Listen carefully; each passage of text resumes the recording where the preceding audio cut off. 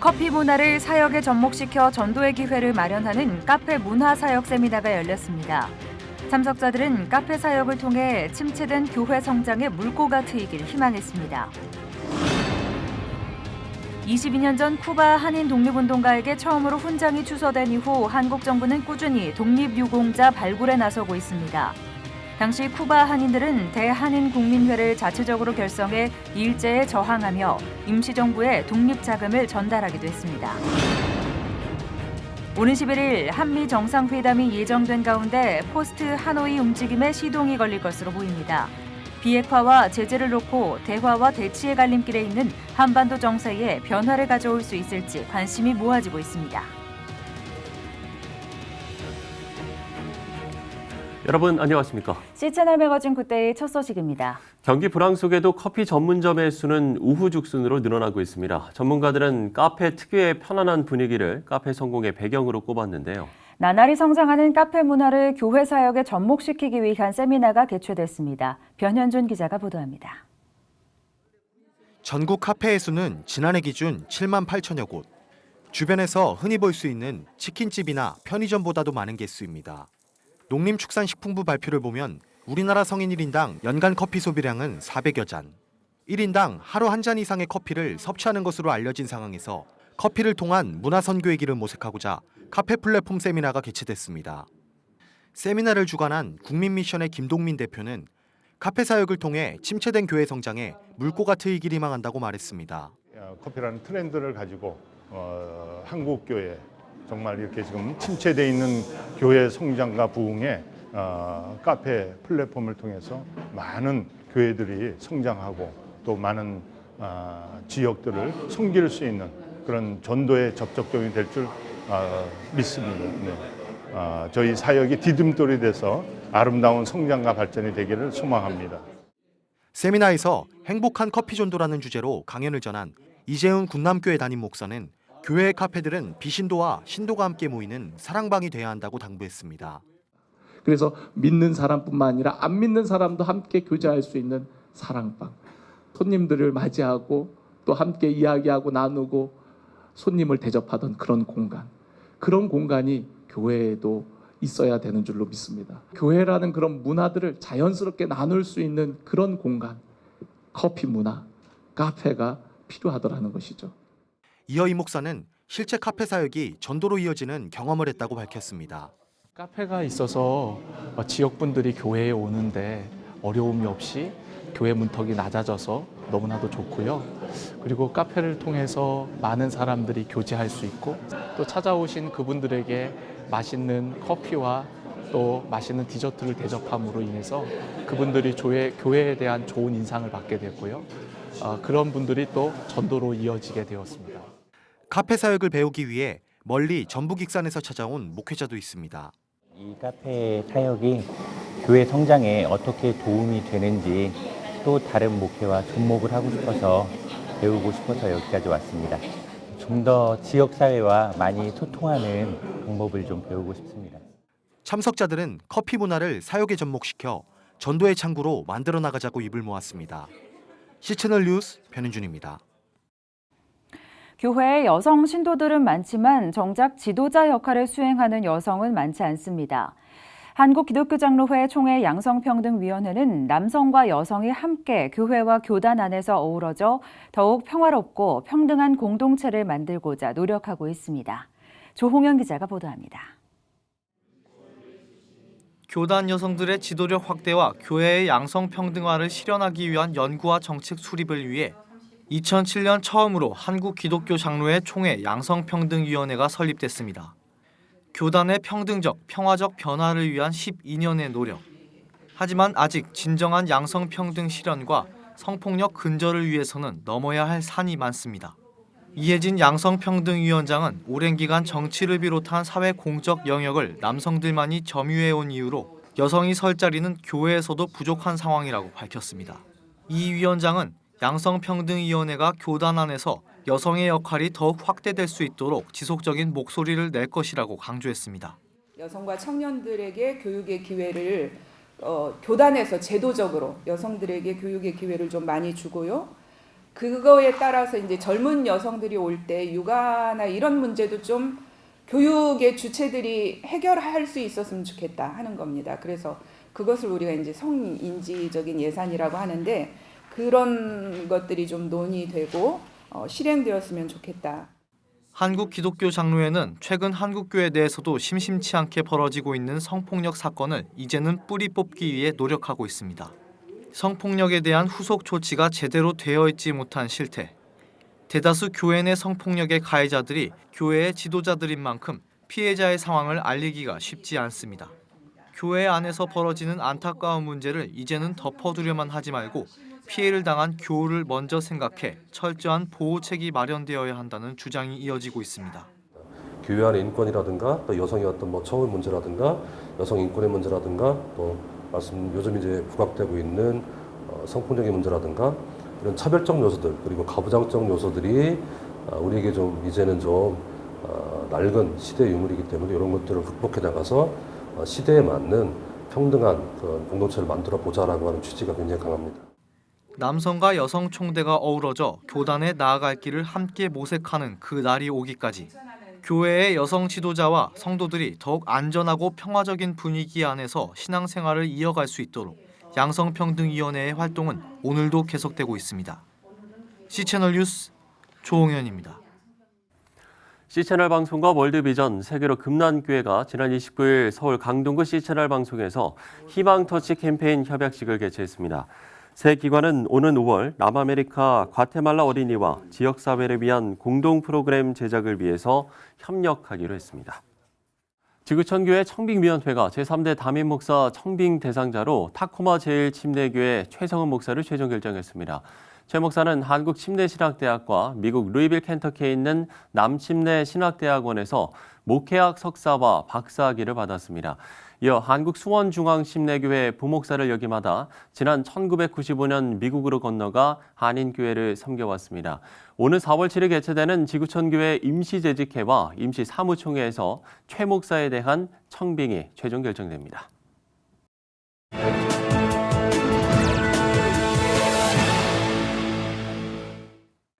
애니깽은 1900년대 초기에 멕시코에서 쿠바로 간 이민 1세대들을 말하는데요. 이들이 일제강점기 시절 머나먼 땅 쿠바에서 독립운동을 지원한 자료들이 계속해서 발굴되고 있습니다. 네, 쿠바와 우리나라 사이에 외교가 단절되고 쿠바로 이주한 1세대가 사망하면서 한동안 잊히기도 했습니다만 최근 다시 이민 1세대들의 삶이 새롭게 조명되면서 쿠바 한인들의 독립운동 관련 소식에도 관심이 모아지고 있습니다. 쿠바 김성기 선교사 연결해서 관련 내용 들어보도록 하겠습니다. 자, 선교사님, 쿠바에도 독립운동을 위해서 애썼던 흔적들이 계속 발굴되고 있다고요? 예, 안녕하세요. 김성기 선교사입니다. 네, 말씀하셨듯이 쿠바에서도 우리나라의 독립운동을 지원하는 한인들이 계셨는데요. 지금 그 흔적들은 후손들의 증언, 또 백범일지, 신한민보 같은 여러 기록들을 통해서도 남아 있습니다. 쿠바 한인인사는 1905년도에 멕시코 유카탄 반도 애니깽 농장으로 이민 갔던 1,030명 한인들 가운데 300명이 1921년 쿠바로 재이민을 오면서 시작이 됐습니다. 처음 쿠바에 도착했을 당시에 일제강점기 치하에서 일본 영사관에서 한인들을 일본인으로 등록을 하려 했어요. 한인들이 그것을 반대해서 대한민 국민회를 자체적으로 결성하고 식민 통치에 맞서기도 했습니다. 하바나에서 한 100km쯤 떨어진 마탄사스 엘볼로 지역에 애니깽 농장이 하나 있었는데요. 그곳에서 한인촌을 만들어서 생활하면서 정체성을 잃지 않도록 후손들에게 한글도 교육하고 학교를 세워서 또 광주 학생운동에도 본국에 모금을 하여 보내기도 했습니다. 특별히 애국 부인회라는 것을 만들었는데요. 상해 임시정부에 3차례에 걸쳐 2,000불 가까운 독립자금을 모아서 보내기도 했습니다. 부인회 회원들은 우리 성리를 뜨듯이 예전에 밥을 지을 때마다 조금씩 쌀을 모아서 그걸 팔아서 자금을 보태기도 했고요. 네, 매일 성미를 모았던 그 마음이 얼마나 간절했을까라는 생각이 들고요. 당시 독립을 염원했던 민족의 바람이 잘 느껴지는 것 같습니다. 최근 한국 정부가 쿠바의 독립운동 유공자 후손들을 찾고 있다고요? 예, 쿠바 한인들의 독립운동사는 말씀드렸듯이 백범일지 같은 기록들을 통해서 이미 한국 정부에 알려져 있었고요. 97년도에 임천택 선생님이란 분이 처음으로 쿠바에서 독립유공자로 추서가 되셨습니다. 최근 몇 년 전부터는 국가보훈처하고 한국의 한 대학 교수님께서 다른 독립유공자들을 찾아내면서 현재까지 20여 명 가까운 분들이 더 추서가 되었고요. 그 가운데 4분의 독립유공자들의 가족을 찾아서 지난해와 올해 훈장을 직접 전달한 것으로 알고 있습니다. 아직 미전수한 유공자 가족이 16분 정도 더 계신데요. 가족들 찾는 일은 정부에서도 계속해서 더 관심을 갖고 추진하는 것으로 알고 있습니다. 네, 쿠바는 지금도 가려면 꽤 오랜 시간이 걸리는 나라인데 그 당시에 그곳에 가게 된 한인들 그리고 거기서 고국의 독립을 위해 노력했던 그 수고에 또 새삼 감사하게 되는 것 같습니다. 이런 이야기들은 현재 한인 후손들에게도 좀 잘 전해졌으면 좋겠는데 어떻습니까? 예, 물론입니다. 현재 쿠바에 살고 계신 한인 후손들을 저희가 한 1,000여 명 정도 보는데요. 혈통적으로는 사실 구분하기 어렵습니다. 우리 언어도 모두 잃어버렸고요. 최근에는 문화를 통해서 한인 정체성을 회복하려고 노력들을 많이 하고 있는데요. 특별히 한글 가르치는 분들도 계시고요. 역사나 특별히 우리 선조들이 이렇게 한국의 독립을 위해서 헌신했다는 것, 그것이 한인 후손들이 정체성과 자긍심을 가지게 하는 일이 분명히 되고 있습니다. 쿠바 한인 역사를 좀 살펴보면 특별한 것이 있는데요. 초기 쿠바에 정착하셨던 분들이 한인회를 조직하면서 처음부터 아예 한인의 정관을 만들면서 그곳에 한인 학교, 한글 학교, 또 한인교회를 세워서 민족 정체성도 유지하고 신앙 공동체로서의 삶을 살려고 노력했다는 점입니다. 최근에는 혁명 이후 사라졌던 한인회도 95년도에 다시 재조직하고 많은 후손들이 한국에 관심을 더 많이 갖고 있는 상황입니다. 한인 후손들이 적지 않게 신앙을 지키고 계시긴 한데요. 대부분 연세가 많고요. 더 많은 후손들, 특별히 우리 젊은이들이 초기 이민 선조들이 그랬던 것처럼 신앙적으로도 그 삶이 회복이 될 수 있도록 기도를 좀 부탁드립니다. 네, 마치 청교도들처럼 첫 정착지의 교회를 세워 믿음을 지켰던 쿠바 한인들의 역사가 그 후손들에게까지도 잘 이어져 나가길 저희도 함께 기도하도록 하겠습니다. 네, 쿠바의 김성기 선교사와 이야기 나눠봤습니다. 쿠바 교회 이야기를 조금 더 해보겠습니다. 한인 이민자들은 쿠바에 정착하면서 교회를 세워 믿음을 지켰는데 정작 쿠바 사람들의 교회는 어떤 모습이었을까요? 정치적 억압으로 힘든 시기를 보냈지만 피델 카스트로 사망 이후 쿠바 교회는 생존을 넘어서 부흥을 체험하고 있다고 하는데요. 네, 억압과 역경이 교회를 성장하게 한 믿음의 역설이 쿠바에서도 통했습니다. 쿠바에서 전해온 소식입니다. In recent years, Cuban churches have become known for incredible growth in the midst of poverty and an oppressive regime. Pastor Nestor is typical. He lives in a 2-room apartment with his wife. His church meets in a classroom-sized room where the congregation overflows. One of the things that has made us grow in faith has been the limitations and the difficulties. In response to building restrictions, Cuban Baptists and Assemblies of God churches have seen house churches take off. And in the midst of scarce resources, a hunger for the gospel is evident across the island. It's why churches typically pack out on Sunday mornings. People here don't care how comfortable they are. They could be exhausted from working all day and they will sit on a bag of rocks, a stitched up chair, or stand the whole service and they're okay with that. Under the presidency of Raul Castro, restrictions on churches have relaxed slightly. They can now more easily hold public events and evangelize. Cuban exile and humanitarian Teo Baboon says Fidel Castro's death could open up more opportunities, noting that the dictator crushed religious freedom. Castro was known for exiling believers and banning public displays of faith. His brother, Raul, is known more for his pragmatism and is considered less antagonistic towards the church. We hope that the Cuban government feels freer to move more progressively towards religious freedoms. But there's also fear that Raul Castro could roll back some of the new freedoms to prevent anyone from taking advantage of his brother's death. And there's concern that under the new Trump administration, travel to Cuba will tighten up again. That could slow down a growing partnership between U.S. and Cuban churches. Southern Baptist missions expert Jason Carlisle says improved U.S. relations with Cuba have encouraged missions.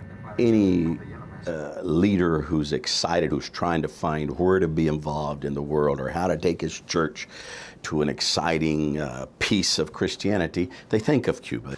For now, Cuban pastors and U.S. mission leaders are cautious and yet optimistic, as the Cuban church has already proved that it can not only survive, but flourish under tough conditions. Heather Sells, CBN News.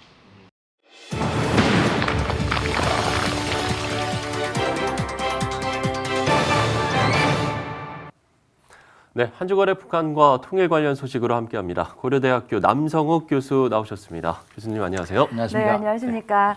네, 먼저 한 주간 북한 움직임부터 좀 살펴봤으면 좋겠습니다. 먼저 지난주에 스페인 북한 대사관 습격 사건으로 좀 떠들썩했었고요. 또 국정원은 이 북한이 영변 우라늄 농축 시설을 재가동하고 있다고 판단한다, 이런 이야기까지 나왔어요. 한 주간의 이야기를 좀 정리해 주시죠. 네, 역시 하이라이트는 스페인 주재 북한 대사관에 대한 습격 사건이죠. 네. 자유조선이라는 약간의 좀 정체가 확인되지 않은 단체가 이 대사관을 습격해서 컴퓨터 암호 파일을 탈취해갔다. 사실 이 사건에 대해서 이게 영화에나 나옴직한 하나의 스토리인데, 드디어 이제 북한이 외무성이 조선중앙통신에 이 사건에 대해서 공식 논평을 내놨습니다. CIA 미국의 중앙정보부에 관여하고 있다는 데서 예의주시하고 있다, 이렇게 보고 있습니다. 그래서 앞으로 이 사건을 둘러싸고 미국과 북한 간의 물밑에서 치열한 첩보전이 전개될 것으로 보이고요. 두 가지 북한의 핵 관련 뉴스는 동창리에 미사일 그 기지가 있죠. 그것을 이제 다시 복구했다라는 뉴스와 또 영변에 우라늄 농축 시설이 가동되고 있다는 두 가지 소식을 국정원의 국회 정보위에서 확인을 했습니다. 예, 이렇게 저희가 한 주간의 북한 관련된 소식을 좀 먼저 정리를 좀 해봤고, 이제 하노이 회담이 한 달이 지났는데 뭐 지금도 외교 라인들이 쉴 새 없이 물밑 접촉을 하고 있겠습니다만, 지금으로서의 그러면 이 포스트 하노이에서 가장 큰 걸림돌은 뭐라고 봐야 될까요? 예, 양측의 인식차가 확실하다는 것을 확인한 거죠. 네. 첫째는 이제 비핵화의 범위에 관해서 양측의 인식이 다르다. 비핵화의 범위. 북한은 이 비핵화를 하면 영변을 비핵화하면 90% 정도 비핵화하는 거라고 보는 데 대해서 미국은 영변 핵시설의 폐기는 북한 핵의 한 절반 정도밖에 되지 않는다. 예를 들어서 분강이나 강선 등 우라늄 농축 시설이 여전히 가동되고 있기 때문에 영변만 갖고는 북한의 요구사항을 수용할 수 없다라는 것이 이제 미국의 입장인데, 이것이 정상들 간에 확인됨으로써 이것을 앞으로 어떻게 접촉을 포인트를 찾을 것인지, 이게 현재로서는 가장 큰 장애물로 보입니다. 네.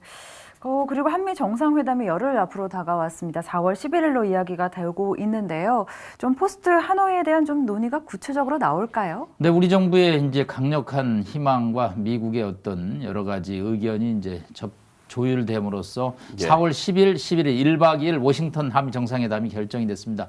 일단 문재인 대통령 입장에서는 하노이가 노딜 회담이 어떤 협상안 없이 끝났기 때문에 이제 지금 현재 급격하게 추동력을 상실하고 있습니다. 그렇기 때문에 미국과 북한 간의 협상의 추동력을 이어가기 위해서는 다시 정상 간의 회담을 통해서 추가적인 회담 일정이라든가 양측의 중재 노력을 강화하는 것이 우리 정부로서는 무엇보다 시급하기 때문에 지금 1박 2일 워싱턴 일정이 지금 결정되고 있습니다. 예.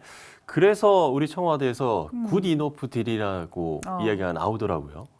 네, 요즘 뭐 하도 영어 단어에 빅딜에 뭐 스몰딜에 스몰딜에 어떤 데는 뭐 상당히 좀 수상적이잖아요. 뭐 굿 이너프 딜 하면 청와대 해석으로는 뭐 나쁘지 않은 아주 좋은 딜이다라는 표현인데, 이제 워싱턴의 반응이 조금 예민합니다. 그 이너프 딜이라는 것이 결국은 북한이 말하는 단계적 비핵화나 스몰딜에 가까운 거 아니냐. 이것은 그랜드 바겐, 어떤 빅딜에 의한 한 번의 비핵화를 논의해야 되는데 이 용어에 대해서 아직 워싱턴이 동의하지는 않는 것 같습니다. 이번에 문 대통령과 트럼프 대통령 간의 회담에서 이 용어 정리서부터 여러 가지 기초적인 ABC의 개념부터 다시 한번 정리할 필요가 있다고 생각합니다. 예, 알겠습니다. 4월 11일에 한미정상회담도 저희가 좀 주목해서 지켜봐야 될 것 같고요.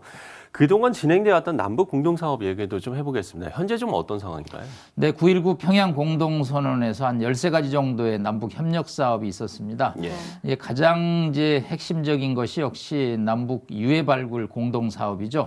예, 한국 전쟁 동안에 사망했던 우리 유해를 비무장지대에서 발굴하는 데 있어서 이거는 북한의 협조가 필수적이죠. 그러나 이제 이 비핵화가 진도가 나가지 않음으로써 북한은 이 남한과의 평양 공동선언 이행에 대해서 조금 관심이 지금 저하된 상태입니다. 그래서 다시 한번 북한이 평양 공동선언의 이행에 대해서 좀 더 협조적인 자세로 나와야 될 것으로 보입니다. 네, 좀 미국의 입장도 궁금합니다. 미국은 최근에 입법을 통해서 좀 제재 강화를 이어가겠다 이런 입장을 밝혔어요. 네, 뭐 제재를 완화하지는 않겠다라는 게 이제 미국의 기본 입장이죠. 네. 다만 트럼프 대통령이 지금 입장에서 추가 제재는 필요치 않다. 이제 이렇게 발언을 함으로써 양측의 긴장이 조금 가라앉는 상황입니다. 그래서 전격 철수했던 개성 연락사무소의 북한 인원이 10명 중에 9명까지 현재 복귀를 하고 있습니다. 그러나 이제 미국은 북한이 비핵화를 하지 않는 이상은 유엔이라든가 미국 행정부의 추가적인 노력으로 제재를 언제든지 할 수 있기 때문에 미국의 입장 어떤 걸 변화하기 위해서는 북한의 또 변화가 필수적이라고 봅니다. 예. 북한에 대한 좀 흥미로운 이야기가 있네요. 지난주 베트남 하노이에서 열린 관광 박람회에 북한이 참석을 했는데 글쎄요, 이렇게 여행 상품을 좀 홍보하러 나오는 북한의 모습은 이게 좀 제가 보기에도 좀 낯설다라는 생각이 들거든요. 네, 북한 입장에서는 관광이 그야말로 돌파구입니다. 제재가 전면적으로 시행되는 입장에서 관광 자체는 유엔 제재의 면제 대상입니다. 관광을 위해서 물자를 제공하거나 시설을 건설해 주는 것은 제재 위반이지만 사람이 들어가서 관광을 하고 돈을 내는 것은 제재 위반이 아닙니다. 그래서 제가 이제 다음 달 말에도 단동을 가는데 단동에 가면 중국 관광객들이 매우 많이 북한으로 관광을 가고 있습니다. 근데 최근에 재미있는 점은 포스트 하노이 회담 이후에 북한과 베트남 간의 어떤 관광교류 협력이 이제 증가되고 있습니다. 사실 양측의 관계가 김정남 암살 사건 이후에 조금 냉각됐었는데 김정은 위원장의 하노이 방문 이후에 양측의 관계가 회복되고 있는 상황에서 베트남 사람들이 이제 북한에 대한 관심을 갖고 다시 한번 이제 베트남 관광을 가겠다. 그래서 올해 양측이 뭐 MOU까지 맺었는데 비행기는 일단 북경까지 가서 북경에서 이제 갈아타고 평양 순환공항으로 들어갑니다. 올해 뭐 양측의 의견은 한 1,000명 정도의 베트남인이 평양을 방문하는 것으로 지금 예상하고 있습니다. 네. 북한으로서는 말씀하신 것처럼 관광으로 돌파구를 좀 찾을 수밖에 없는 그런 상황인 것 같은데요. 그렇다면 좀 북한의 외교 라인 움직임은 현재 어떤 상황인가요? 최근에는 뭐 자꾸 러시아 쪽으로 향항을 하고 있습니다. 북한 입장에서는 이제 시진핑 주석과 김정은 위원장이 4차례 정상회담을 해서 관계를 회복했고요. 결국 유엔에서 미국의 압력을 좀 피하기 위해서는 안보리 상임이사국인 러시아의 협조가 필수적이라고 봅니다. 그래서 김창선 일종의 김정은 위원장, 뭐 서기실장, 비서실장이 지금 러시아를 방문하고 있고요. 이제 또 실무적인 어떤 북러 정상회담을 위한 논의가 구체화될 것으로 보여서 아마 상반기 중에 김정은 위원장의 러시아 방문이 예상되고 있습니다. 네, 이 방러 가능성이 상당히 지금 높게 좀 점쳐지고 있는데 그렇다고 한다면 좀 중국이나 일본, 러시아 이런 좀 우리 주변국들에 대한 역할을 좀 저희가 좀 기대를 해볼 수도 있을까요? 네, 뭐 양측이 북미 양측이 한 발자국씩 뒤로 물러서야겠죠. 그래야지 이제 해결책이 나오는데 뭐 양 당사자들이 너무 예민해 있으니까 주변국들이 또 중재안을 내서 문제를 푸는 국제적인 노력을 진행한다면 또 해결책을 모색하는데 큰 도움이 될 것으로 보입니다. 네. 그런가 하면 한국교회와 또 기독교 단체들은 부활절을 맞아서 이제 북한을 지원하기 위한 캠페인을 벌이고 있는데요. 사실 정치적인 좀 어떤 흐름과는 관계없이 인도적 지원은 계속돼야겠죠. 그렇습니다. 영유아 지원은 뭐 한반도의 한민족의 후손과 관련된 문제이기 때문에 그런 인도적 지원은 계속돼야 되고요. 항상 4월에 이 부활절을 맞아서 한국 교회들이 적극적으로 지원을 했고요. 이런 노력은 올해도 지속되리라고 봅니다. 네, 알겠습니다. 자, 4월 11일에 한미 정상회담도 있고 그야말로 이 비핵화 논의를 위한 움직임이 재개된 상황인데 교착 상태에 놓인 한반도 상황에 좀 의미 있는 길이 열리길 저희도 좀 기대를 해보겠습니다. 남서욱 교수와 이야기 나눠봤습니다. 오늘 말씀 고맙습니다. 감사합니다. 고맙습니다.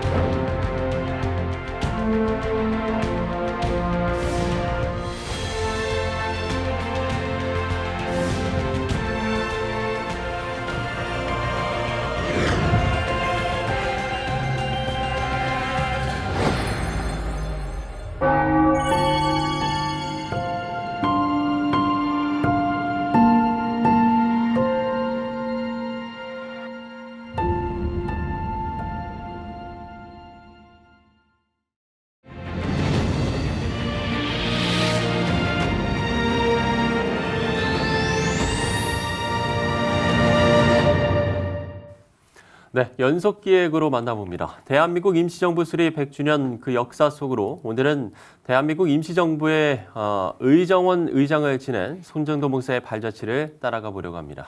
네, 헤럴드 미디어 고문이고 손 컨설팅 컴퍼니 대표이사이신 손명원 장로 스튜디오에 모셨습니다. 장로님 안녕하십니까? 안녕하십니까? 안녕하십니까? 네. 반갑습니다. 자, 먼저 손정도 목사님은 이제 장로님의 조부이신데 저희가 이 손정도 목사님이 어떤 분인지 먼저 좀 소개를 해주시죠. 네, 손정도 목사님 간단히 얘기한다면은 선교사였었고, 그다음에 선교사가 독립운동을 하는 그런 분이었었어요.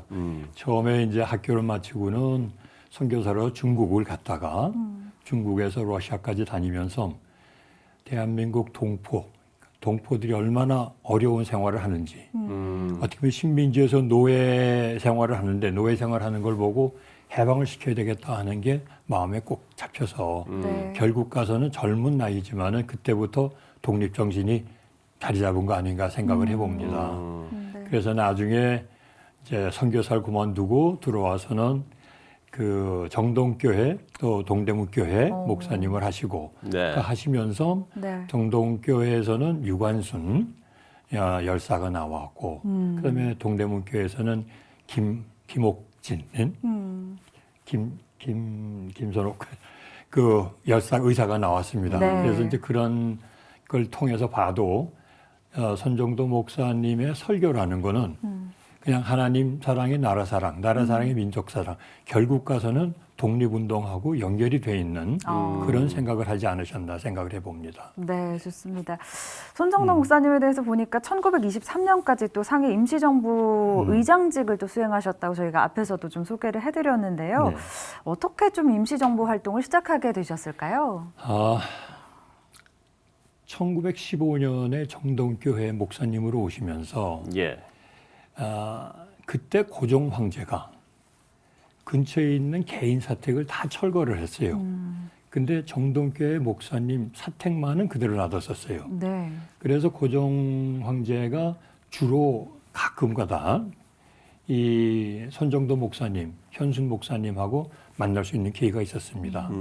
그 전까지는 어떻게 보면 손정도 목사님이 독립에 대한 의지가 있었고 독립을 해야 된다 하는, 하지만 고종 황제를 만나면서 조금 더 구체화된 거 아니냐. 그래서 구체화된다 하는 거는 고종 황제께서 손정도 목사에게 의칭왕하고 하란사 여사를 파리에서 열리는 평화 회의에 참석을 하게끔 인도를 해달라. 그래서 그럼 손정도 목사님하고 현순 목사님, 그다음에 최상식 목사님하고 세 분이 그 인도하는 걸로 이제 맞죠. 근데 그 평화 협정에 간다 하는 거는 좋지만은 꼭 거기 가서 우리가 원하는 그 고종 황제가 얘기하는 그 억울함을 갖다가 표시할 수 있는 그런 기회가 될는지는 모르지만은 시작을 했습니다. 그런데 불행히도 하란사 여사님은 중국 국경을 넘자마자 독사를 당하고 또 의친왕도 중국에 도착하자마자 일본 경찰한테 잡혀서 다시 한국으로 수송이 됩니다. 그래서 결국 가서는 평화회의에 파리 평화회의에 참석할 수 있는 두 분이 다 못 가게 되기 때문에 그 손정도 목사님은 다시 이제 그 다음은 뭐냐? 그래서 그때 그 제 생각 같아서는 임시 정부라는 것이 그냥 우연히 만들어진 게 아니고 만약에 의친왕이 평화 협정에 가서 만약에 협정해서 발표를 했다. 그럼 그 다음에는 어떻게 할 거냐? 그 다음에는 다시 서울로 들어온다는 건 어려우니까 임시 정부라는 걸 만들어서 거기에 참여하는 게 맞지 않나. 그래서 처음서부터 어떻게 보면 임시정부라는 거는 파리에 가는 그 계획과 임시정부는 같이 묶였던 거 아니냐. 그때 벌써 임시정부가 5개가 있었는데 상해 임시정부는 6번째 임시정부인데 그러니까 6번째 임시정부를 만든다는 그 자체가 의미가 있었고 그래서 손정도 목사님이 그 파리에 가는 거는 못 갔지만은 그 다음 단계로는 임시정부 수립에 적극적으로 참여를 하게 됐다고 봅니다. 이렇게 대한민국 임시정부를 출범시키는데 그야말로 핵심적인 역할을 하셨던 분인데 사실 좀 그동안 잘 알려지지도 않았던 것 같습니다. 이게 재조명되는 과정도 좀 있었을 것 같거든요. 네, 지금 어떻게 보면은 재조명된다 하는 거는 그때까지는 임시정부에 개입을 하시면서 북한의 김일성하고 또 무슨 관계가 있었나. 그래서 저는 그 관계 중에서 하나가 김일성하고 손정도하고 어떤 관계가 있었는지 그것도 한번 밝히는 게 좋을 것 같아서 손정도 목사님이 숭실학교에 입학했을 때 그때 3년 선배가 김형식 씨라는 분이 계셨습니다. 김형식 씨가 김일성의 아버님 되시죠. 그래서 이제 둘이서 학교 같이 다니면서 선후배로 있으면서 친하게 지내다가 김형식 씨가 이제 독립운동에 참여를 하고 독립운동에 참여를 하다가 보니까 모르는 사이에 암암리에 서로들 도울 수 있는 길을 찾게 됐겠죠. 그리고 그 다음에 이제 1919년에 이제 할아버님은 임시정부에 들어가셨고, 그 김명직 씨가 돌아가시면서 아마 그 아들한테 네가 도움이 필요하면은 손정도 목사님을 찾아가 봐라. 그래서 그랬는지는 모르지만 김일성이가 15살 때 길림에 와가지고 손정도 목사님 찾죠. 그래서 그렇게 해서 이제 15살 때 손정도 목사님을 찾아왔는데 손정도 목사님은 자기 선배의 가족이고 또 나름대로 자기가 리스펙트도 하고 있었으니까 그래서 돕는 걸로 생각을 하고 육문중학교라든지 많은 면에서 도왔죠. 그런데 한 2년, 3년 후에 김일성이가 중국 경찰에 잡혀서 투옥을 하게 되죠. 감옥에 들어가게 되는데 감옥에 들어간 거를 아무래도 빼주려고 노력을 했는데 거진 한 7개월이 걸려서 이제 7개월이 걸려가지고 이제 김일성이 나왔는데 그 7개월이라는 게 상당히 중요한 것 같았어요. 7개월 후, 한 일주일 내지 2주일 후에 거기 감옥에 있던 사람들이 일본 경찰로 남겨졌는데 만약에 일본 경찰로 남겨졌다 하면은 아마 김일성이는 거기서 10년을 더 살든지 아니면 처형을 받든지. 그래서 그 재기와 더불어라는 김일성이가 쓴 책에 손정도 목사는 나의 생명의 은인이다 하고 얘기한 거는 그 일주일 사이에 그런 일이 일어났기 때문에 만약에 그때 안 나왔더라면 자기는 뭐 항일투쟁도 못했고 아마 사망했을는지도 모른다는. 그래서 아마 그 이유 때문에 자기는 생명의 은인이다. 그리고 2003년도에 손정도 목사 학술대회를 평양에서 했습니다. 근데 그 이유는 아마 김일성 주석이 돌아가시기 전에 손정도 목사님 기념사업회를 해라 하는 그 명령이 있었기 때문에 그런 어떻게 보면 남북이 어떻게 보면 양쪽에서 다 존경하는 그런 분이 손정도 목사님과 생각해 봅니다. 네, 그렇군요. 사실 그런 역사들이 좀 잘 알려지지 않았던 이후에는 뭐 이념의 갈등이나 분단 상황 이런 것들이 역할을 하지 않았을까라는 생각이 드는데요. 사실 국내로 좀 독립운동을 하기 참 어려운 상황이었습니다. 당시는. 그럼에도 이 운동을 이어갈 수 있었던 힘은 어디에 있었을까요? 저는 생각해 볼 때 네. 제가 대학교 갓 졸업하고 나서 고모님이 저보고 그 식사를 같이 하자고 네. 했는데 그때 고모님이 네가 장손이니까 우리 집에 가훈을 너한테 전하겠다고 그러면서 걸레 정신이라고 그러시더라고. 걸레 정신이요. 네. 그래서 걸레 정신 처음에 들을 때는 걸레 그럼 우리 그런 사람하고 상종도 하지 마 하는 그런 걸레인데 걸레 정신이 우리 가훈이라고 그랬을 때 저는 저 나름대로 그게 무슨 의미지? 네. 왜 하필이면 걸레라고 그랬을까? 근데 걸레를 그다음에 설명하시는 게 걸레는 더럽고 냄새나고 모든 사람이 피하려고 할 때 그때 걸레가 가서 깨끗이 치운다. 치우고 나면 다시 주인이 그 즐길 수 있는 게 걸레다. 저는 그때 그것만 받아들였습니다. 그래서 깨끗이 치우는 게 그게 걸레로구나. 어려운 일이 있고 남이 피하는 일이 있으면 솔선수범해서 일을 하는 거 그게 걸레로구나. 근데 사실 시간이 지나가면서 느낀 거는 걸레는 거기서 끝나는 게 아니더라고요. 걸레는 치우고 나면 어디가 있냐. 안 보이는 데 가서 싱크대 밑에가 있어. 고된 날 필요하면 다시 나와서 또 청소를 해. 그리고는 또 안 보이는 데가 있어. 그러니까 내가 뭐를 했으니까 나한테 영광을 주시오. 뭐를 주시오 하는 게 아니고 나는 내가 할 일을 했을 뿐이다 하는 그런 마음 자세가 걸레 정신 아니냐. 그래서 제가 시간이 지나가면서 그냥 치우는 것만이 걸레가 아니고 이런 책임까지 가질 수 있는. 근데 저는 그러면서 그러면 누가 걸레가 될 수 있냐? 아무나 걸레가 될 수 없다. 남이 정말 어렵고 무섭고 피하고 싶은 거를 자기가 자기 생명을 바쳐가면서 목숨을 바쳐가면서 거기 한다 하는 거는 그거는 정말 신념이 있기 전에는 안 되는데 그럼 그 신념이 뭐냐? 걸레 정신이라는 건 어디서 나온 거냐? 그러니까 지금 말씀하신 것 같이 손정도 목사님께서 목회를 하셨기 때문에 목회를 하시면서 많은 그 설교를 하셨지만 그 중에서 사랑의 설교라는 게 있었답니다. 하나님 사랑이 나라 사랑, 나라 사랑이 민족 사랑. 그러니까 하나님 사랑하고 나라 사랑은 하나고 나라 사랑한다면 민족 사랑도 하나다.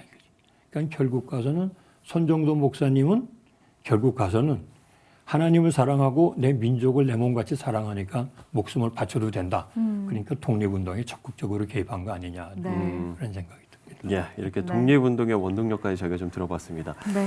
손정도 기념사업회가 지금 운영되고 있는 것으로 알고 있는데 이 사업회에서는 그럼 지금 어떤 일들을 하고 있나요? 지금 어떻게 보면 오늘 우리 이런 모임 같이 손정도 목사님이 임시정부 의정원 의장을 초대 일대가 이동명 씨가 4월 11일 날 시작하셔서 13일 날 이틀 후, 3일 후에는 사임을 하시기 때문에 손정도 목사님이 이제 의장이 되시는데 그래가지고 한 4년 동안을 의장직을 하십니다. 그 의장직을 하다가 보니까 의장직을 하셨는데 오늘 사실 손정도 그러면 아는 사람이 별로 없습니다. 그러면 그 산파 역할을 해가지고 그 어려울 때 거진 8개 파가 모여서 서로들 자기 나름대로 뭐 지방색도 있겠지만은 이념도 틀리고 했을 텐데 그 사람들이 모여가지고 임시정부라는 걸 만들었을 때 그때 그 어려움을 갖다 합칠 수 있는 그러한 리더십을 발휘를 했지만은 근데 왜 그 사람은 모르냐 이게. 예? 안창호 씨나 이승만 씨나 김구 씨나 이분들은 우리 다 아는데 손정도라는 사람은 잘 모르는데 그래서 그런 면에서는 이 손정도 목사 기념사업회에서는 손정도 목사님이 무슨 일을 했고 그 생애를 재조명하는 그런 일을 지금 하고 있습니다. 네. 기념사업회를 통해서 손정도 목사님에 대한 이야기들을 좀 많은 사람들이 알게 됐으면 좋겠다라는 맞습니다. 생각도 드는데요. 아무래도 장로님께서도 이제 조부님에 대한 어떤 자부심이 굉장히 크실 것 같습니다. 어린 시절의 기억을 좀 떠올려 보시면 많은 이야기를 좀 나누고 하셨나요? 뭐 할아버님 돌아가신 지가 오래됐기 때문에 저는 근데 지금 요즘에 현충원에 제가 이제 갑니다. 한 달에 한 번 꼭 가는데 갈 때마다 느끼는 것이 할아버님하고 또 아버님하고 저한테 엄청난 유산을 남겨주셨다 하는 생각이 듭니다. 솔직히 제가 어디 가서 우리 할아버님 이름이 아버님 이름이 뭐라고 세 글자 이렇게 똑똑히 얘기하고 그분들의 삶의 철학이 뭐였었다 하고 얘기할 수 있다는 그 자체가 엄청난 유산이라고 그렇죠. 생각을 합니다. 그 프라이드고. 그래서 그런 면에서는 참 감사하고 고마운데 한편으로는 내가 이렇게 큰 유산을 받았는데 나는 내 후세에다가는 어떻게 전할 거냐. 험집 없이 그대로 유산을 전할 수 있을까 하는 그런 두려움도 있습니다. 네, 그 고민도 함께. 네. 네, 올해가 이제 3.1운동과 또 대한민국 임시정부 수립 100주년을 맞아서 그야말로 많은 행사들이 열리고 있는데 이렇게 독립운동가의 후손으로서 또 좀 하고 싶은 말씀도 있으실 것 같아요. 그렇습니다. 3.1운동 하면은 3.1운동이 사실 한 거는 울분이 터지고 정말 사람같이 취급 못 받고 노예로서 취급을 받으면서 울분을 남한테 전하고 싶었는데 그래서 전 국민이 나와서 만세운동을 했는데 만세운동을 한 결과가 뭐냐 하는 생각이 듭니다. 한 달 안에 12,000명이 감옥에 들어갔고 거진 8, 9만 명이 부상을 당하든지 사망을 당했고 그다음에 우리한테 독립이 찾아온 게 아니고 거진 1945년까지 한 30년이 지나면서 결국 가서는 2차 대전에 일본이 패망하면서 이제 우리가 독립을 해방을 하게 됐는데 이 3.1절을 맞으면서 우리가 느끼는 거는 만약에 우리가 힘이 있었더라면은 평화회의, 파리 평화회의에 가서 우리의 울분을 얘기할 수도 있었을 거고 헌데 우리가 힘이 없으니까 회의 참석도 못했다 이거죠. 델리게이트는 갔는데 그 델리게이트들이 가가지고 참석도 못 해보는 힘이 없으니까 우리의 울분을 얘기할 수 있는 기회도 없더라. 그것이 우리한테 레슨 아니냐. 우리가 앞으로 3.1절인 100주년을 맞이하면서 우리가 생각해야 되는 건 앞으로는 절대로 다시 힘없는 나라가 돼가지고 이 억울함을 갖다 호소할 수 없는 그런 나라가 되면 안 된다. 따라서 우리는 경제적으로 강국이 돼야 된다. 강국 최소한 뭐 G5가 돼야 된다. G5. 지금 우리가 G12라고 하지만은 G12에서 내려가는 게 아니고 올라가야 된다. 또 그리고 이 세상은 더군다나 기술 분야는 너무 빨리 변하고 있기 때문에 기술 면에서는 우리가 4차 산업혁명 하면 4차 산업혁명에서 선두 위치를 차지하지 않으면은 짧은 시간 안에 우리 또 없어질 거다.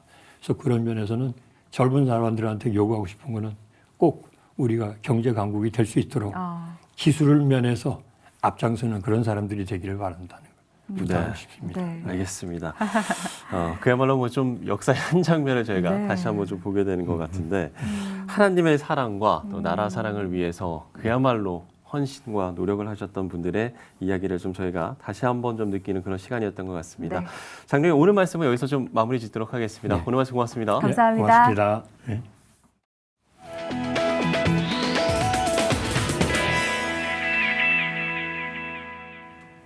네, 유튜브나 SNS가 극단에 편향된 견해를 갖게 하는 장치로 쓰이는 경우가 많아서 이에 대한 우려의 목소리가 높습니다. 네, 만우절에 쏟아진 거짓말만큼 유튜브나 SNS가 가짜 뉴스를 양산하는 공론장이 될 수 있다는 걱정인 건데요. 네, 진실은 소비하는 것이 아니라 스스로 탐구하는 과정으로 얻어야 한다는 것을 잊지 않아야겠습니다. 네, C채널 매거진 굿데이 오늘 순서는 여기까지입니다. 네, 시청해주신 여러분 고맙습니다.